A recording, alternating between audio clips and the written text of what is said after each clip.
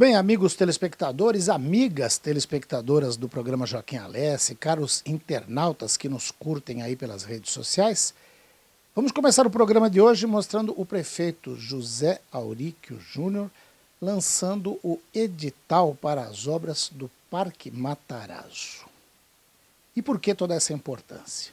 O nome Matarazzo por si só já diz bastante. As indústrias reunidas Francisco Matarazzo foram uma das responsáveis direto pela industrialização brasileira. E em São Caetano do Sul, esse espaço gigantesco que passou por várias polêmicas, área contaminada, essa coisa toda, depois do fechamento da fábrica, aquilo continuava uma discussão. Tanto que o prefeito vai falar aí, 12 anos de reivindicação junto à CETESB para conseguir a liberação do alvará, a fim de poder começar essa obra. E vai ser um parque de mais de 18 mil metros quadrados. Um investimento de cerca de 10,8 milhões de reais. O prefeito acredita que na concorrência ele possa reduzir isso em 20%, 25%, mas que, pela história, pela tradição, o Parque Matarazzo, com certeza, vai marcar época, não só no bairro Fundação, que será totalmente revitalizado, mas em São Caetano do Sul, no ABC, em São Paulo e no Brasil, pelo próprio emblema que a Matarazzo representa para todos os brasileiros. Na fala do prefeito, a fala é um pouquinho extensa, aí deve ter mais de 10 minutos, ele explica detalhes do projeto, mas vale a pena conferir. Não só para o morador de São Caetano do Sul, não só para o morador do bairro Fundação, que vai ser beneficiado diretamente pela obra, mas para todo mundo, para os moradores do ABC de uma forma geral, para os moradores de São Paulo e do Brasil, essa é uma informação de muita importância. Confiram a fala do prefeito José Auríquio Júnior. Quero deixar também aqui meu agradecimento à presença de todos os moradores, que são os mais importantes para nós, os moradores. Na verdade, não é notícia, na verdade é atualizar o que nós tínhamos discutido, a questão acho que de um mês atrás, mais ou menos, quando lançamos lá no Clube da Fundação, o projeto de refundação 2020-2025, que na verdade é o plano diretor estratégico que nós temos aqui para o bairro. E a quem eu se lembra, vou rapidamente aqui colocar, nós tínhamos dividido ele em 3 eixos. Um eixo estrutural, que é o eixo de combate às enchentes, daqui a pouco eu falo um pouquinho sobre isso. Um eixo ambiental sustentável, que é a primeira parte que nós estamos falando aqui hoje, que é o lançamento do parque. E um outro eixo, que é o eixo de construção civil, que são os equipamentos de educação e saúde e alguns outros que estão sendo entregues, alguns já entregues e outros que serão entregues agora nos próximos dias, e que traz aí um conjunto de intervenções de melhoria na requalificação do bairro. Eu acho que até antes de falar um pouco eu vou falar do parque, depois a gente pode falar um pouquinho das outras intervenções aqui do bairro. Aqui eu deixei só para ilustrar, os mais antigos talvez vão ver com saudosismo. Aqui era a etiqueta não ficou no local mais apropriado, mas aqui era o complexo todo das indústrias reunidas Francisco Matarazzo, na década de 70, nós estamos falando de algo em torno de 50 anos, de um dos conglomerados que foi o maior conglomerado brasileiro da primeira metade do século passado, o Grupo Matarazzo. E aqui, a planta do bairro da Fundação, talvez não, era a planta mais sofisticada que eles tinham. Depois eles acabaram construindo uma planta onde hoje é Hermelino Matarazzo, bairro de São Paulo, na capital, na Zona Leste, que ultrapassou tecnologicamente essa planta. Mas essa planta foi durante muitos anos a planta mais moderna da indústria Matarazzo. E o que mostra, né, que o tempo degrada qualquer condição quando a gente não tem uma boa gestão. Aqui é o caso típico, o maior conglomerado ao longo dos anos, hoje é uma ruína.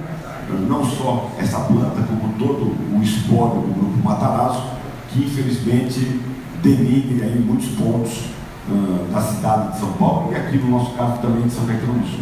Trouxe para ilustrar, aqui talvez de longe vai ser difícil para ver, aqui nós temos a linha férrea, o rio, aqui antes da sua retificação. Então vejam bem que toda essa área aqui que hoje já está inclusa no município de São Paulo, porque o rio, depois de retificado, ele cortou aqui até a Avenida do Estado, trazia ainda áreas da planta industrial das indústrias Matarazzo. Mas aqui fica o saudosismo, nós vamos tratar da realidade, né? Desde a década de 80, aqui nós temos um grande obstáculo ao desenvolvimento de São Caetano, de forma muito especial ao bairro Matarazzo. Mas depois eu falo um pouquinho mais sobre o que nós já fizemos nessa área. Hoje vamos falar um pouco do parque, aqui para a gente situar o parque dentro do bairro da Fundação. Aqui é um limite, aqui toda a área negritada é a área do antigo conglomerado Matarazzo, o azul é rio, aqui está o viaduto Luiz Tortorello, e aqui aquela nova rua que drena para a rua Mariano Pamplona. Aqui um pouco mais visualizado, a área verde, aqui está a igreja, toda a área negritada é a área do Matarazzo, e aquela mesma área anterior um pouco maior. A área verde é a área exatamente que corresponde onde nós vamos construir o parque. Aqui eu trouxe essa planta um pouquinho mais detalhada, que ela nos traz aqui a classificação por porte de contaminação da água. Então, aonde vocês veem aqui esse vermelho muito forte, que em tese está no município de São Paulo, é a área mais gravemente contaminada. Aqui, a área mais distal, a área que está mais próxima à Avenida do Estado, ela é uma área contaminada, mas um pouco menos contaminada que essa que está no município de São Paulo. Aqui, essa área amarela é a área que tem um pequeno grau de contaminação. E a área verde é a área onde nós vamos fazer o Parque Matarazzo, agora aqui já explanado para vocês. Fonte de recursos é a Comunidade Andina de Financiamento, Banco Latino-Americano de Desenvolvimento Econômico. Valor do edital que vai à rua nessa semana é de 10.842.000. Naturalmente que a gente tem expectativa que, com a disputa licitatória, em média, os preços das licitações da Prefeitura estão caindo de 20% a 25%. A gente espera que essa aqui também, por ser uma obra de grande porte, também acompanhe essa fase de desconto. Aqui é uma maquete com uma vista superior do parque. Acho que aqui a gente pode... Aqui é a autorização da CETESB, que eu queria aqui frisar e agradecer toda a equipe de servidores da Prefeitura. Eu não vou nominar ninguém, porque são 12 anos que nós protocolamos ao pedido do parque. Nós demoramos 12 anos, CETESB nos exigiu o pensável e o impensável. A despeito de ter ficado 4 anos parado lá, de 2013 a 2016, o processo não andou dentro da CETESB. São 12 anos que se encerram para que a gente tivesse a autorização da CETESB e pudesse colocar o edital na rua. As imagens que eu vou mostrar são imagens da maquete eletrônica que fazem parte do projeto, portanto é ilustrativo, mas é ilustrativo real do que nós vamos estar licitando. O que vai ter no parque? O parque vai contar com 2 quadras poliesportivas, área de convivência, lazer para idosos e crianças, espaço PET, área para aquecimento de resíduos recicláveis, ciclovia, pista de caminhada, um espelho d'água, uma marquise metálica de quase 340 metros quadrados e jardins. A área são quase 19.000 metros quadrados de parque. Para vocês fazerem uma comparação, quem conhece o Parque Tom Jobim, ele tem 14.000 metros quadrados. Aqui nós temos 5.000 metros a mais do que aquele parque. em torno de 50% da área do parque é área de vegetação que nós vamos ter. Então aqui, área de convivência, aqui o espelho d'água com a ciclovia e pista de caminhada, aqui espaço pet, quadra poliesportiva, são duas, mais uma visão da pista de caminhada e ciclovia. O que eu queria colocar para vocês? Primeiro, essa estação vai para a rua agora no final de semana, começo da semana que vem.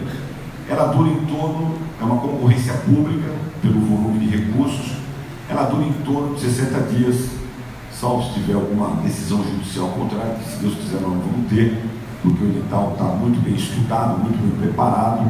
Então a possibilidade de ter aí litígio jurídico deve ser baixa. Devemos ter aí em torno de 60 dias para dar a ordem de serviço. Vamos, se Deus quiser, voltar, Juninho, aqui no América ou lá na área mesmo do Matarazzo, para entrar nos equipamentos e começar a obra. Estão prevendo em torno de 180 dias de obra. É uma obra do ponto de vista de engenharia, não é complexa, na verdade, porque o terreno já é plano, a movimentação de terra é pequena. Na verdade, é uma obra muito mais paisagística do que uma obra estrutural. Então, eu tenho muita convicção que em setembro o bairro Fundação ganha o parque, depois de 12 a 13 anos de espera.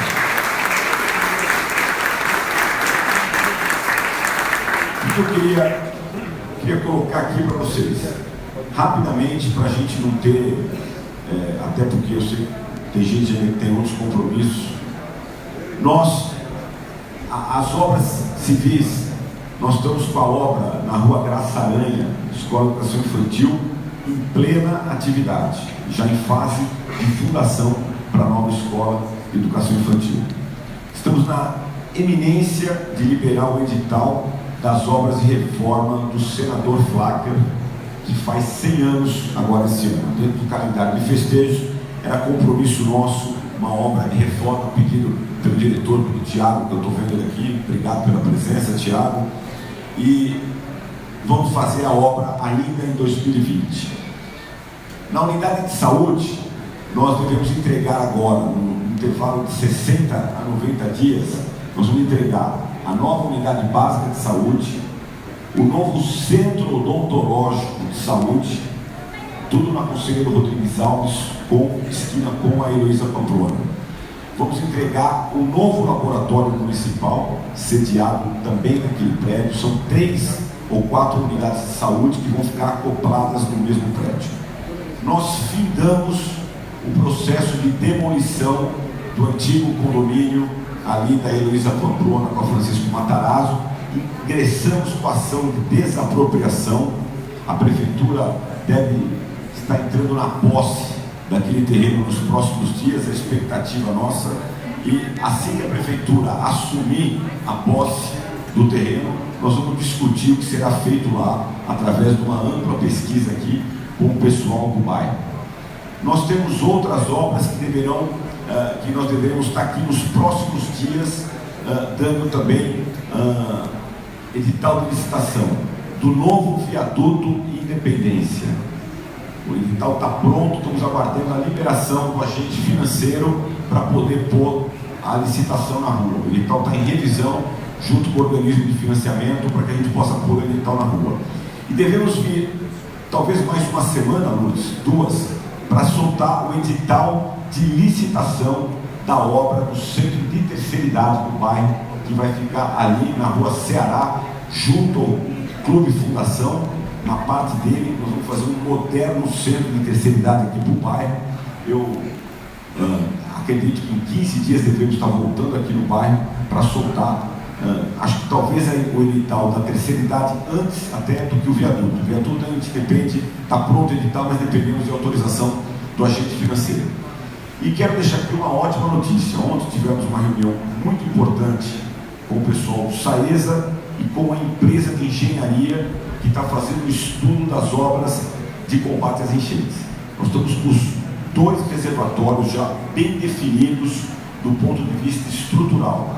Estamos providenciando documentação do ponto de vista que uma das áreas vão ter que ser desapropriada.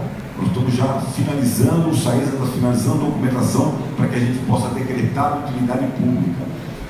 Acredito que em 30 a 40 dias devemos ter já os pré-projetos das obras, que incluem-se aí piscinões, 7 quilômetros de galerias novas aqui no bairro. Galeria, para quem não é da área técnica, são o encanamento que fica embaixo da terra para coletar a chuva e direcionar essa água para represar ela nos 2 piscinões que nós vamos fazer aqui no bairro. E também a planta finalizadora do muro de contenção da Avenida do Estado. Então, uma reunião muito produtiva ontem. Acredito que em 30 dias, a gente tendo o pré-projeto básico, já com planta, com maquete eletrônica, a gente vai poder estar apresentando para o bairro e começar a construir o edital de licitação, que a gente quer pôr esses editais na rua ainda esse ano, para, se Deus quiser, iniciar essas obras até o final desse ano, as obras de combate às enchentes.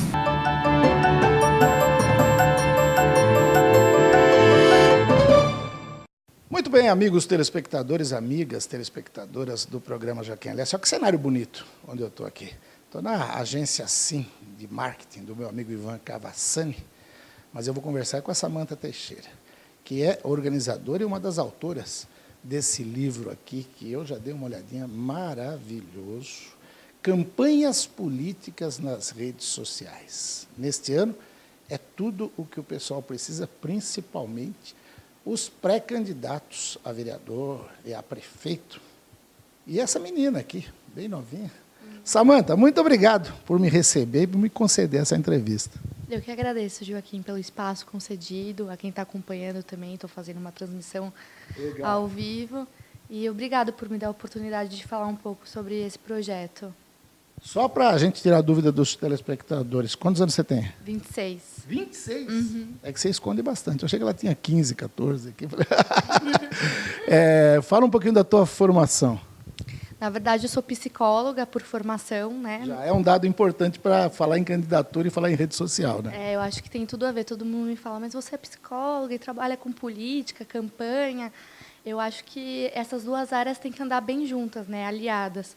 Mas eu trabalho com campanhas políticas nas redes sociais há 8 anos, desde 2012. Desde os 18 anos? Desde os 18 anos. Fez maioridade e falou, bom, agora eu vou falar de política.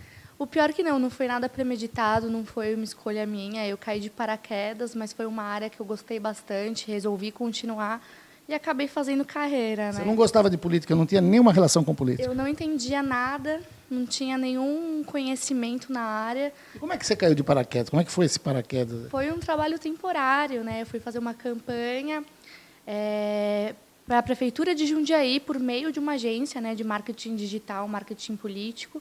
E eu acabei me dando super bem pela facilidade de lidar com as redes sociais. Eu trabalhava com mobilização, que é quando você recruta, né, uns militantes virtuais para atuarem a favor do candidato nas redes, compartilhando matérias, fazendo aquela divulgação e convidando mais gente para conhecer, apoiar, votar naquele candidato. Então você é praticamente uma pioneira aí, porque há 8 anos isso era uma grande novidade em termos de campanha. A gente ouviu falar muito.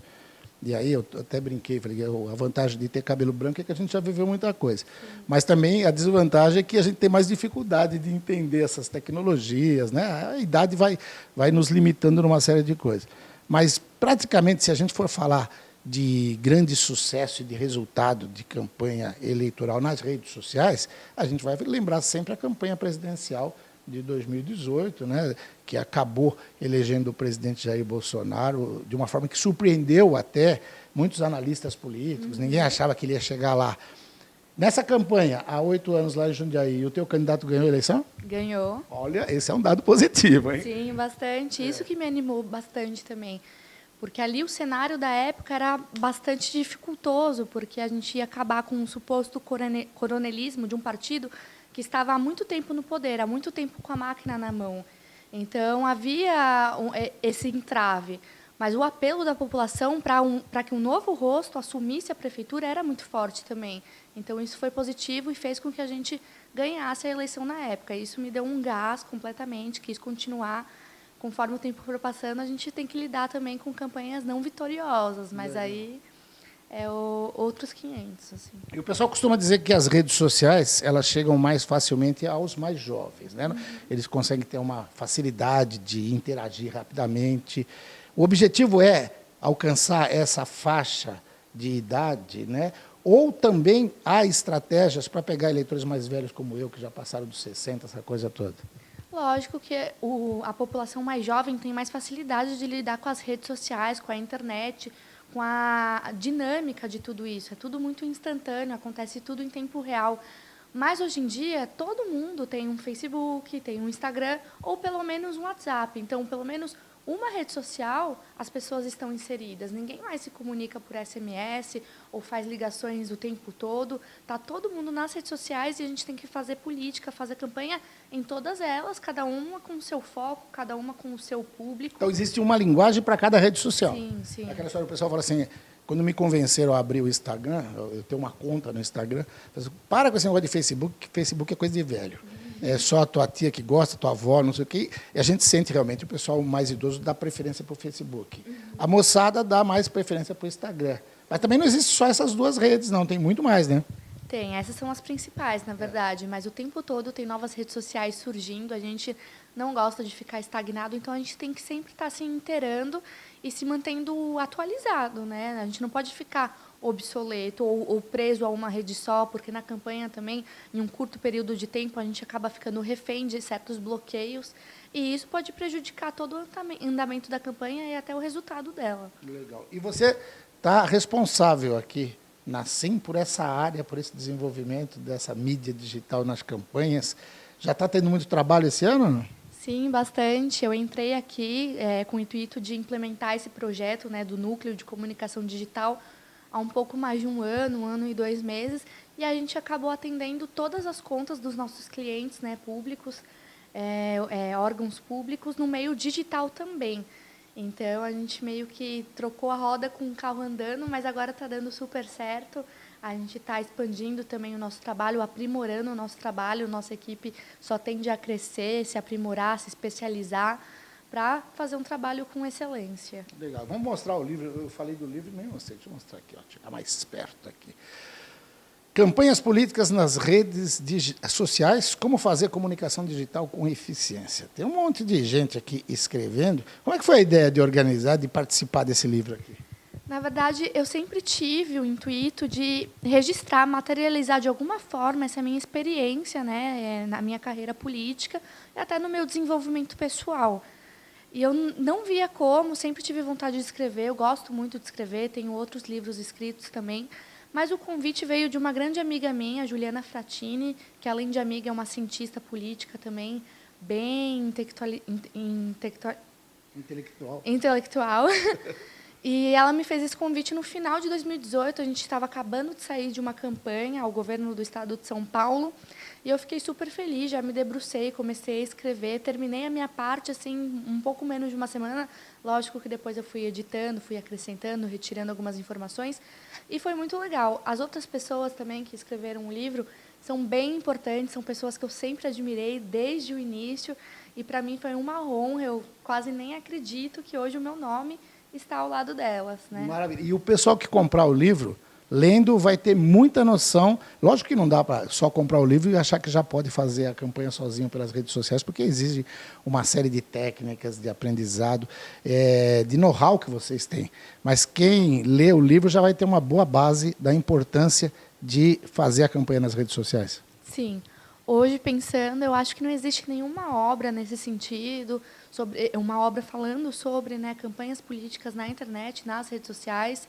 E eu acho que a gente uniu muitas experiências, muito conhecimento. Eu acho que a pessoa que começar por aí já consegue entender bastante de como funciona. E não é apenas conhecimento técnico, né? É a vivência mesmo de cada um. É um livro muito rico. Eu super aconselho, tenho o maior orgulho de ter feito parte. As redes sociais vão decidir o resultado das eleições deste ano também? Espero que sim, espero que tenha grande influência, né? Mas que a gente saiba usar, porque, como você mesmo falou, em 2018, muita coisa mudou na campanha, né?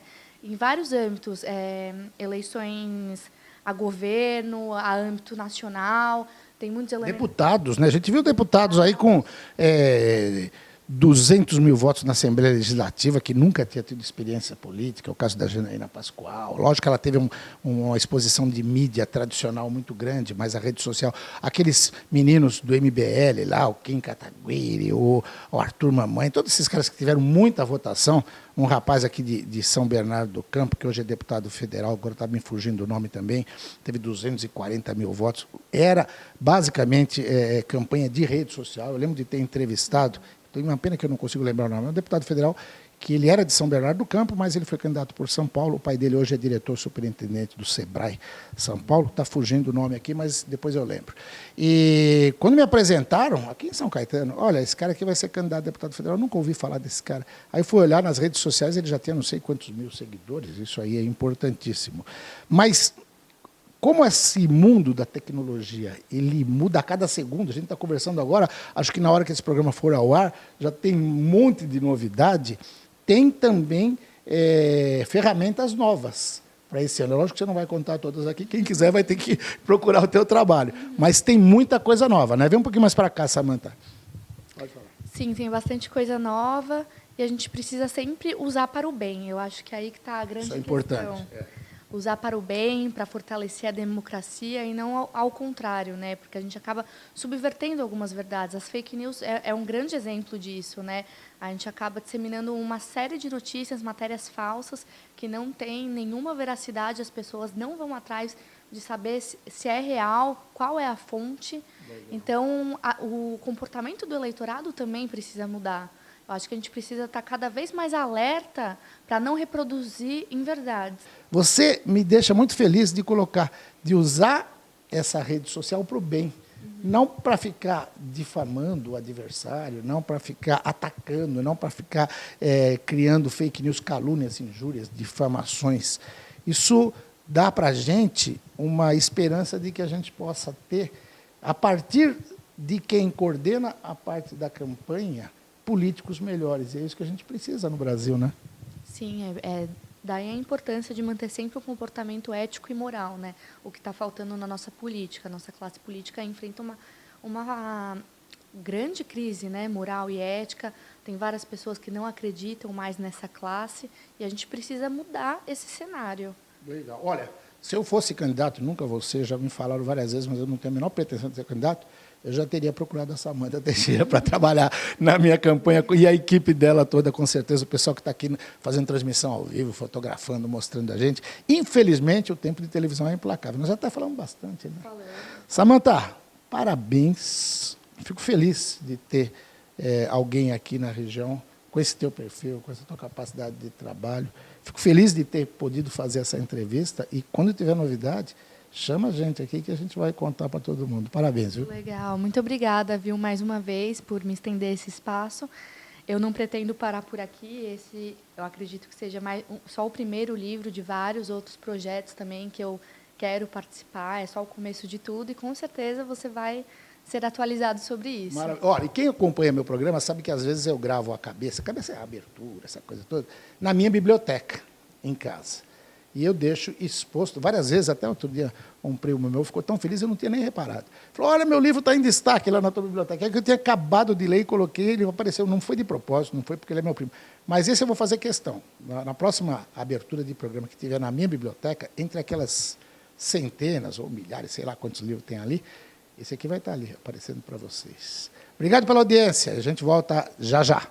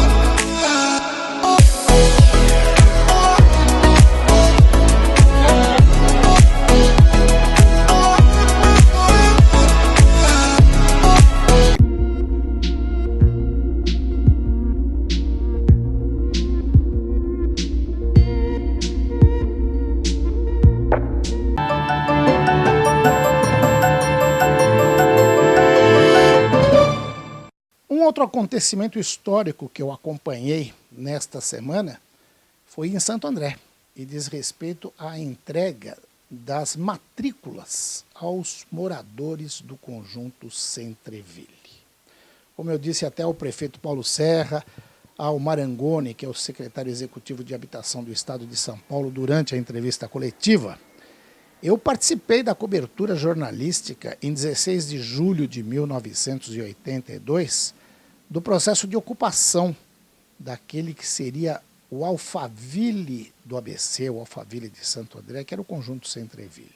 Casas maravilhosas. Aliás, eu havia estado naquele conjunto uns 15 dias antes da ocupação, atendendo a uma reclamação de uma moradora, mulher de um então piloto da VASP, e vi as casas maravilhosas. Ela reclamava de um problema de esgoto a céu aberto nas ruas, e a gente foi lá para fazer essa reportagem. E só agora, na gestão do governador João Dória e na gestão do prefeito Paulo Serra de Santo André, também passaram vários prefeitos nesse período. Em 82, o prefeito eleito, em 82 era o Lincoln Grilo, eleito em 82 foi o Newton Brandão, depois em 88 o Celso Daniel, o Brandão voltou em 92, o Celso voltou em 96, voltou em 2000, o João Avarmelino assumiu, foi reeleito em 2004, Aidan foi eleito em 2008, Grana em 2012, e só agora o Paulo Serra, eleito em 2016, começou a resolver isso. Entregou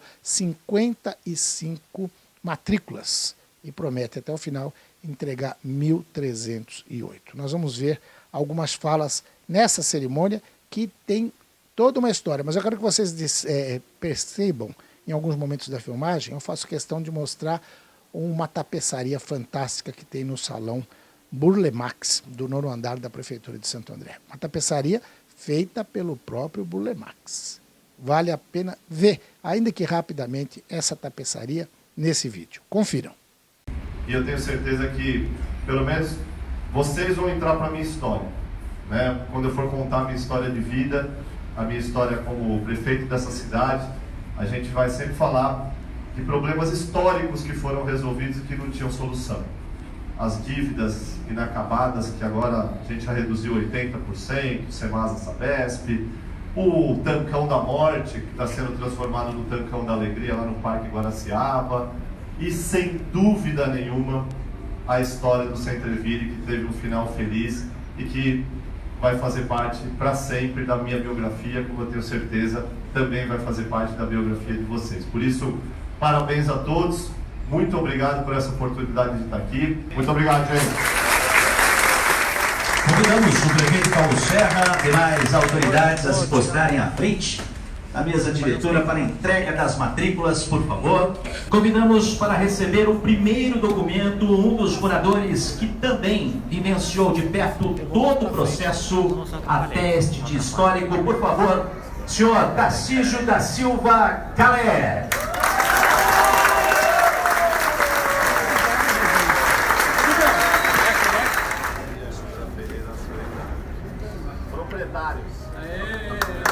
Parabéns ao senhor Tarcísio da Silva Calé. Senhor Calé, por favor, suas considerações. Falando sempre dele, eu não posso esquecer, dia 16 de julho de 82, às 6 horas da manhã, quando nós entramos naquela madrugada no conjunto. Ninguém faz nada sozinho. Começou comigo, que era presidente da SAMU, Sociedade Amiga Dias Guaraciaba, da Vila Unidos, lá na Vila Vitória, Maria da Silva e o Jaquim Amorim, que era da SABIG, Sociedade Amiga de Vila Guaraciaba. Ali começou a trajetória do Centreville e fomos agregados com a Dona Bernardi, nossa advogada, advogado, que nunca cobrou nada de ninguém lá dentro para defender nosso propósito. Desde o Zé Fábio Calazans, o arquiteto, que também já foi embora, que Deus já levou, que nunca cobrou nada a ninguém lá dentro para defender os nossos propósitos. Então, para mim,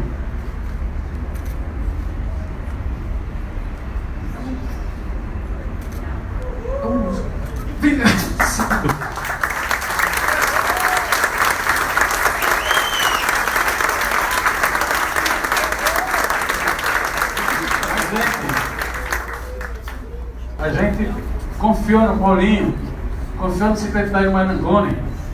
Em cima do seu caminhão de campanha, ele falou: cara, eu vou passar pela história como o prefeito que regularizou o Sempre Vivo. Está aqui na minha mão. Aqueles que não acreditaram, que me xingaram, que me ofenderam, que me caluniaram, está aqui, ó.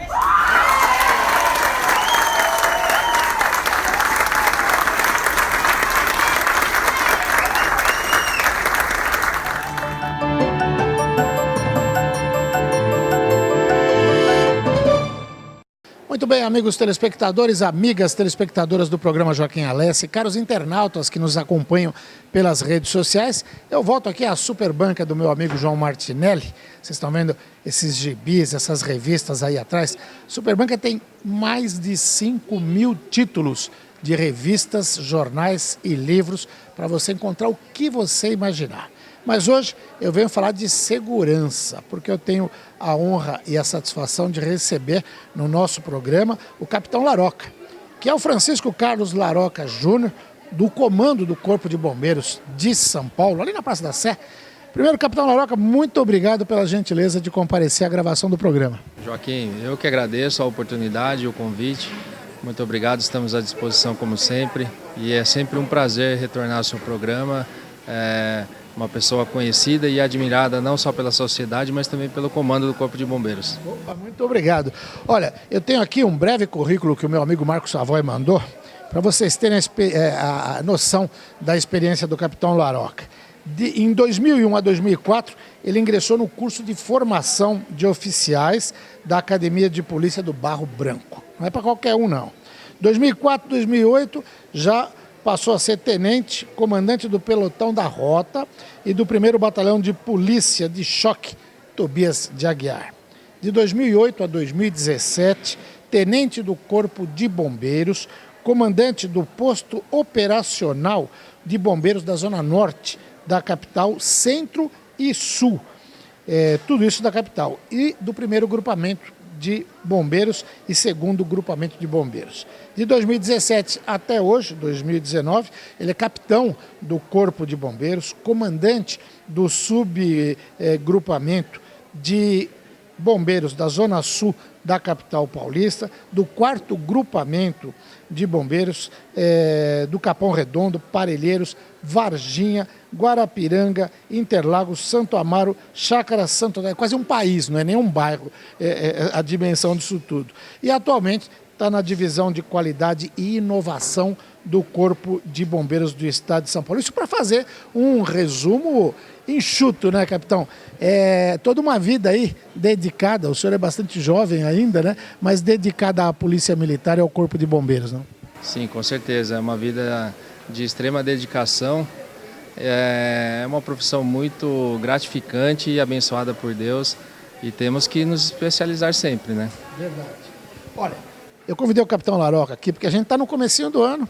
Já passaram as festas, né? Mas ainda tem muita gente de férias, muita gente indo para a praia, muita gente comemorando ainda, né? A gente está no primeiro programa de janeiro, dia 6 de janeiro, mas ainda tem gente que está soltando fogos de artifício. Já soltou no fim do ano e vai continuar soltando agora nas festas de começo de ano.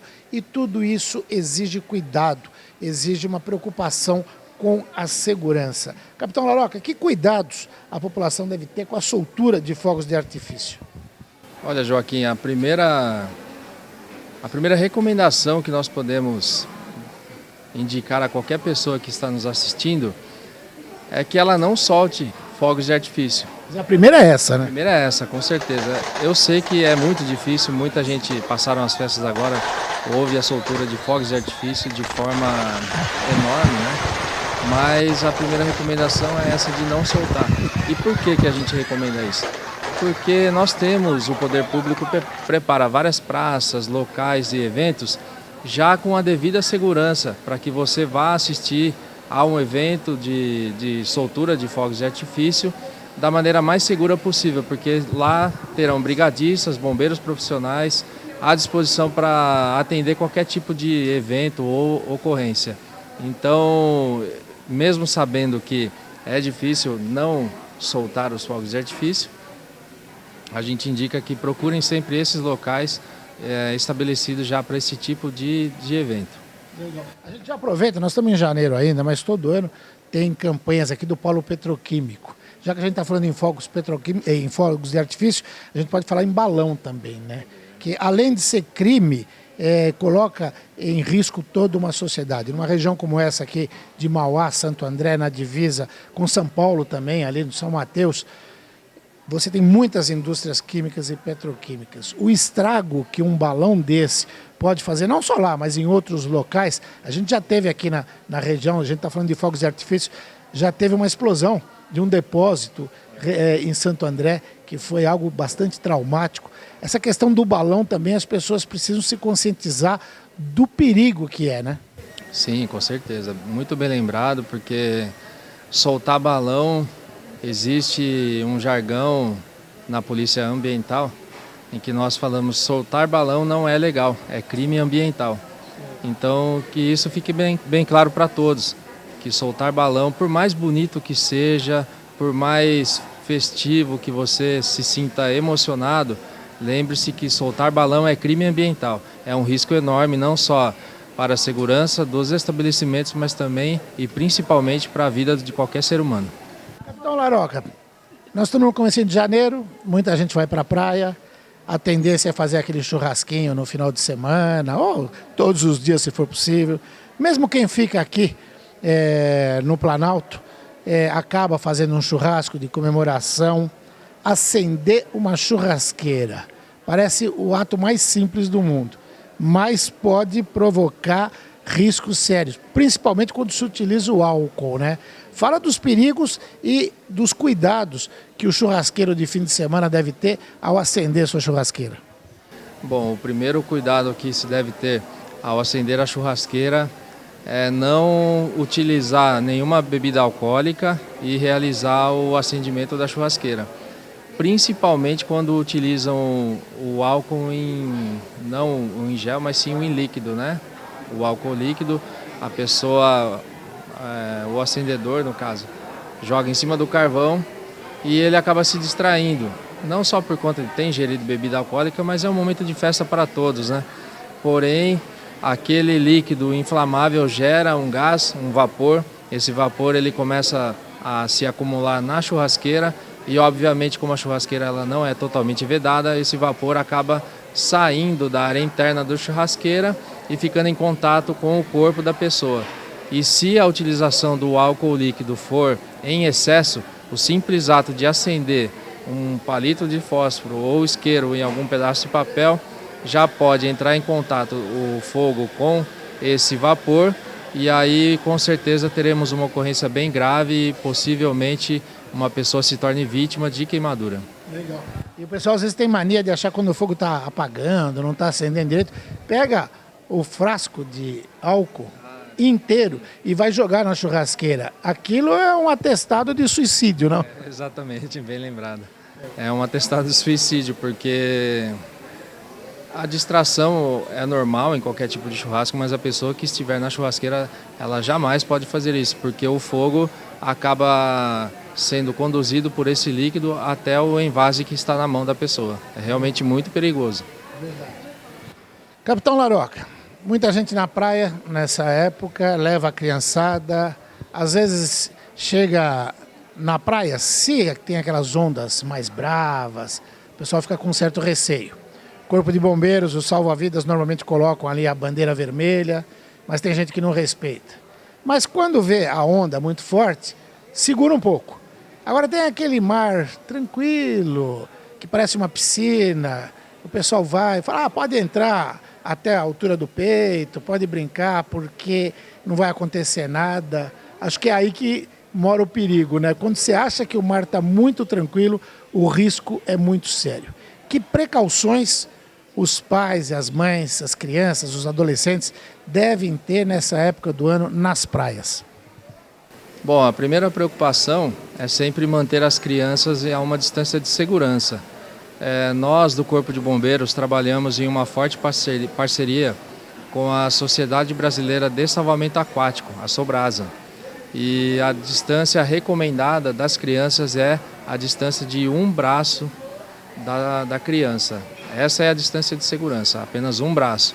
Ou seja, atenção redobrada com todo tipo de criança, porque a criança não tem muitas vezes noção do perigo. Ela quer participar, ela quer brincar e quer entrar na água. É também um momento ali, uma novidade, por muitos, uma novidade no ano, né? Que é somente na época das férias. E a preocupação, nós temos os bombeiros guarda-vidas do grupamento de bombeiro marítimo, que percorre todo o litoral fazendo a prevenção. Eles têm também uma frase muito interessante: água no umbigo, sinal de perigo. Então isso indica para que os pais e as mães fiquem atentos e não deixem a criança se aproximar cada vez mais e irem para o fundo, porque muitas vezes ela não vê o relevo do fundo da praia, mas em simples 2 ou 3 passos aquela criança que estava com a água na região do peito acaba pisando em um buraco e, por não ter nenhuma habilidade com a água, acaba virando possivelmente uma vítima de afogamento. E a mesma recomendação vale para as piscinas, né? Vale, com certeza vale para as piscinas, sim. Principalmente com questão aos traumas, em que as crianças vêm correndo para brincar e acabam pulando de qualquer jeito na piscina, batendo a cabeça, tendo até um trauma raquimedular, né? É uma complicação muito mais grave na cervical. E recomendamos também a utilização de equipamentos que flutuam, para que as crianças brinquem com total segurança. Mas procurem um colete equilibrador, flutuador, um colete flutuador para que a criança possa brincar em segurança, e procurem um equipamento certificado, porque existem muitos tipos de equipamentos aí no mercado que não são certificados, não servem e acabam potencializando ainda mais o risco da criança virar uma vítima de afogamento. Só lembrando, Joaquim, perdão, 16 brasileiros morrem afogados diariamente no Brasil. Diariamente? Diariamente. São dados da Sobrasa, Sociedade Brasileira de Salvamento Aquático, e é um número muito grande. E as principais vítimas desse tipo de, não vou nem falar ocorrência, vou dizer uma tragédia familiar, né? O afogamento é uma tragédia familiar. São as crianças e os jovens. Então, atenção redobrada com todas as crianças, mantenham a distância de um braço de segurança, né, para que não haja nenhum tipo de ocorrência. Utilizem o equipamento, o colete flutuador, se for possível. E uma lembrança muito importante: não virem mais uma vítima, porque muitas vezes você vê a criança, o jovem se afogando e a pessoa sabe que ela não tem habilidade nenhuma com a água, mas mesmo assim, naquele momento de calor, ela resolve tentar salvar. E é nessa hora que você pode virar mais uma vítima. Então, eu gostaria de passar um recado para quem está nos assistindo: ofereçam qualquer tipo de material que garanta a flutuabilidade da vítima. Isso é muito melhor do que você tentar efetuar um salvamento e acabar se tornando mais uma vítima. Legal. Capitão Laroca, tem vários assuntos. Só um para a gente poder encerrar, depois a gente vai falar mais vezes. Essa época também, muitas chuvas, é comum o cidadão estar dirigindo e de repente ver um alagamento na frente, na pista. Aqui no ABC isso é muito comum, principalmente em São Caetano do Sul, em São Bernardo, Santo André. E aí o motorista acha, não, meu carro vai passar, pensa que o carro é barco. Tem aqueles negócios assim, eu engato a primeira e aí acelero, ele acaba passando. Eu falo isso porque eu não estou criticando ninguém, eu mesmo já fiz isso, né? É um perigo, né? Que postura o motorista, por exemplo, deve ter dentro do carro ao perceber que a água está subindo? O que ele deve fazer? Olha, o primeiro ponto que deve ser observado é que a pessoa tem que ter em mente que o principal bem dela é a vida. Não adianta se preocupar com o carro, não adianta se preocupar com documentos, dinheiro. Se for possível, já retira o documento e alguns pertences ali, principalmente a questão do dinheiro, cartão, documento, e procurem um local elevado para não se tornarem vítimas de enchente, porque a velocidade com que a água não só corre na enchente, mas também como ela sobe, ela é muito alta. Então muitas vezes pode não dar tempo de você salvar a sua vida. Então preocupe-se principalmente com a sua vida. Capitão Laroca, muito obrigado pela entrevista. A gente vai falar mais vezes. O programa está à disposição sempre que tiver informação, principalmente por parte do Corpo de Bombeiros, que a gente sabe que é uma instituição a mais respeitada pela população e que vocês são verdadeiros heróis no trabalho que fazem no dia a dia e a gente tem que ressaltar isso sempre. Muito obrigado pela entrevista e até uma próxima oportunidade. Muito obrigado, Joaquim, pela oportunidade. Um grande abraço. Estaremos sempre à disposição. Um grande abraço a todos e que Deus abençoe. Capitão Laroca, do Comando do Corpo de Bombeiros da capital, conversou com você.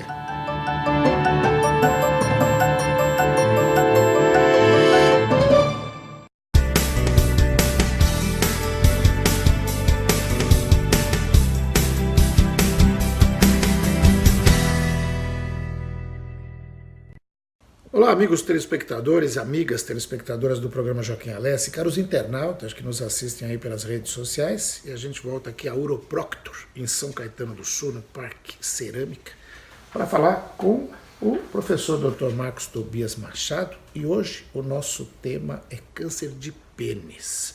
Na semana anterior a gente falou de câncer de testículos, mas é completamente diferente e ele vai nos explicar. Dr. Marcos, o câncer de pênis é totalmente diferente do câncer de testículos? Ah, sim. O câncer de testículo é uma doença que independe dos hábitos de higiene. O câncer de pênis é uma doença que depende diretamente dos hábitos de higiene, de limpeza local. Está associado a má índice social, indivíduos pobreza extrema, às vezes falta de água, falta de condições sanitárias locais e também a presença da fimose, que é a obstrução daquela pele que cobre a cabeça do pênis e o indivíduo nunca abriu aquilo para poder ter a higiene, Aquilo existe a produção do esmegma, que quimicamente vai causando lesão no pênis. O indivíduo às vezes é casado, tem filho e nunca abriu aquilo. Isso vai acumulando sujeira. Vai acumulando sujeira e aquilo começa a ter uma proliferação de células malignas ali, por problemas químicos locais, e aí forma um tumor. Quando forma um tumor, o indivíduo percebe que é extremamente mal cheiroso, doloroso, incômodo para o paciente, e aí às vezes vem numa condição muito ruim para a gente, com a fimose, e a hora que a gente abre a fimose, a gente percebe aquela massa vegetando, saindo com um cheiro muito ruim.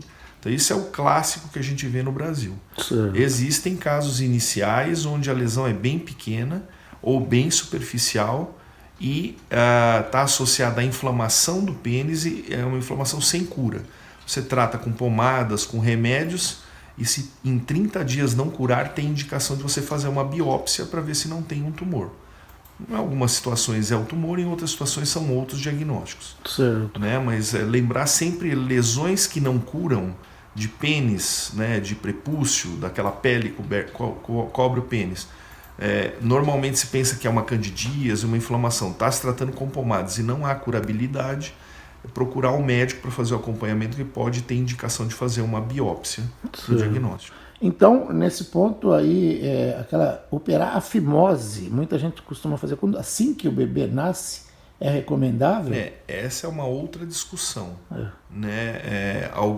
gente sabe estatisticamente por povos que fazem isso por questão religiosa. Os judeus, por exemplo. Exatamente. Que existe uma incidência de câncer de pênis muito baixa. Então, isso é uma coisa mosaica, Provavelmente eles perceberam isso há muitos anos atrás, que retirando o prepúcio se reduzia inflamações do pênis, facilitava a fertilidade e, além disso, redução de câncer também. Então, mas assim, não há indicação obrigatória de que se faça isso na infância.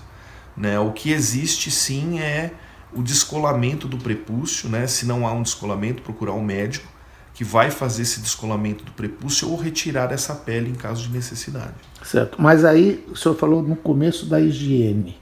E a gente vê muitas vezes quando você conversa com alguns homens, por exemplo, quando vai urinar, você só lava a mão depois de fazer o xixi, para usar o português bem claro. E o correto é lavar a mão e lavar bem antes, também, Na verdade, para ter o câncer de pênis é mais em questão da sujeira local mesmo. Tá. Então, não é aquela sujeira que você leva com a mão. Não. É uma sujeira mesmo do esmegma. Certo. Que está associado. Tem também associação com fumo, com tabagismo. E a questão da má higiene, que no Brasil existem alguns estados, na verdade no Maranhão e no Piauí, são as maiores incidências de câncer de pênis do mundo, né? Locais que você não tem acesso à água, né? Você pergunta, a gente tem vários pacientes importados que vêm, né, de lá para São Paulo que a gente trata, e a gente pergunta, poxa, por que o senhor não faz higiene? Fala, doutor, são 20, 30 quilômetros para conseguir um balde d'água. E às vezes as crianças passando sede tem que usar para beber água. Às vezes não dá para lavar a roupa, que dirá tomar banho. Então, assim, é uma situação de higiene, até de saúde pública, né, que deve ser pensado, porque tem locais que o câncer de pênis é mais incidente que o câncer da próstata, que é uma doença epidêmica, que dá para 1 para cada 6 homens. Você imagina, no Maranhão e no Piauí, essa incidência é altíssima. Né, e acaba levando à mutilação, porque normalmente são tumores grandes, normalmente não são aqueles superficiais pequenos, e que você é obrigado a retirar o pênis do indivíduo, parcial ou totalmente. Sim. Você imagina o indivíduo já com família, tudo, você fazer uma castração completa, o nível de problema psíquico que você causa no indivíduo fazendo a castração do órgão que traz a masculinidade. Então essa é uma doença que a gente podia chamar de doença da pobreza mesmo, porque Exatamente. envolve esses rincões aí que não tem a mínima condição de saneamento. Na verdade é uma doença facilmente eliminável, né? E em algumas situações está associado ao HPV também, que é aquele vírus que causa o câncer do colo uterino. Certo. Então hoje em dia tem vacina para o HPV e se espera que em próximos anos futuros seja extinto o câncer do colo do útero, né? E parte do câncer do pênis vai entrar nessa história também. Mas o problema é a higiene, né? Uma coisa simples de ser resolvida, né? Levar água para esses locais, né? Educar, levar o pessoal para a escola, né? Realmente muito simples, né? Quer dizer, é uma questão de política pública de saúde mesmo. Política pública. A Sociedade Brasileira de Urologia fez uma campanha há uns anos atrás, até quem levou essa campanha adiante foi o Zico, né, com um sabonete na mão dizendo, cuide bem do seu amigo. Né? Ou seja, com um sabonete você cura e evita ter o câncer de pênis. Vai evitar cirurgias mutiladoras, vai evitar custo para a saúde pública altíssimo. Em doença avançada precisa fazer quimioterapia, radioterapia. São doentes muito graves, e às vezes morrem, como a doença vai para a região inguinal, por perfuração dos vasos femorais, sangrando. Então, quer dizer, uma tragédia pública humana que você consegue reduzir com um sabonete, com água. Então eu acho que essa é uma doença que, se você tiver condições, em países desenvolvidos, ela é muito rara. Tá certo. Professor Dr. Marcos Tobias Machado, muito obrigado por essa entrevista bastante esclarecedora, de utilidade pública, e a gente vai falar mais vezes. O prazer foi meu.